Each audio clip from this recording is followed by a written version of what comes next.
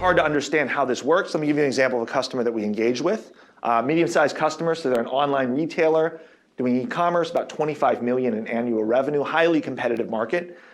These guys have 20 chat agents during the year. They ramp up and almost double during the holidays. So this is largely seasonal work. A lot of what they're doing is project-based, right? It's, imagine putting a photo on a throw pillow, mug, or blanket for one of your loved ones. A lot of their business comes in November and December. And so training that population of chat agents is very, very hard. Doing QA, maintaining levels of quality and that brand voice is incredibly challenging when all of their business basically comes in 2 months of the year. So they gave us a bunch of chat data. It's consisted of about 200,000 visits. Again, medium-sized data set, but certainly enough to draw some insights. 3 million messages. They first and foremost were concerned with customer satisfaction surveys. They wanted to make sure that they were providing top-tier service, better than any of their competitors. And those feedback surveys were categorized within overall, as well as evaluations of friendliness, knowledge, and responsiveness. But then later, having seen the results, they said, okay, well, what about orders? And they gave us data on 1.4 million product orders. Order size on average in the range of $70. About 35% of chats resulted in a sale. So they gave us all this data. We didn't have to integrate with any of the systems.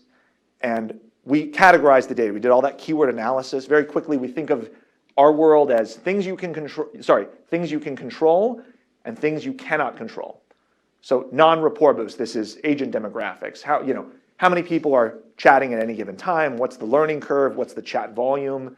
We're looking at visitor demographics. When they hit us up, where they're coming from, what part of the country they're in, number of times they visited. These are all visitor stats, as well as the message topic. We did some clustering of topics. But we think there are 4 variables that are very much within the control of the agent. Number 1, effort. There are dozens of variables that fall in this bucket, but things like formal language. Am I asking enough questions? What's my word count? How long are the words I'm using? Am I using a 6th or 8th grade reading level? Friendliness, use of words like I, we, you, assent words, gotcha, totally, cool. All these things have a big impact in terms of my customer experience. Responsiveness, it's pretty intuitive. When I respond more quickly to you or I respond more slowly, that can have an impact on the outcome.